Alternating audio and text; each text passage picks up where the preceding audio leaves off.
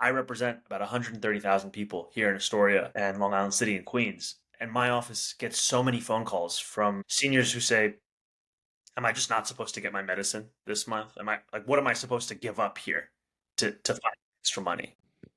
Yeah, I feel like what's crazy is right now people don't realize, and for people who don't live in New York City, is like a lot of those buildings they're not even housing people like in all the rooms. Like they'll purposely, strategically only like have every other room have someone in there, so it's even further increasing the housing crisis in New York City. And there's no like penalization or requirement or anything to get that kind of like rent stability subsidy or whatever.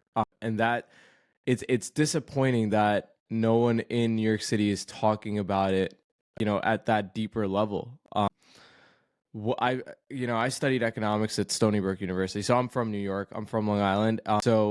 But a lot of the stuff that we would talk about was actually just like how New York, New York City, like they'll game the system, and buildings are being built, no one's living in them, or like why aren't we having any sort of like restrictions around that? Like, I think it speaks to a broader issue where we just have very little code enforcement.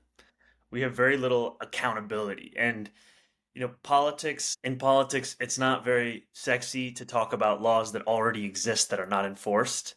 But mhm. for a lot of people, that is the difference between whether or not they actually get the rights that they're supposed to have.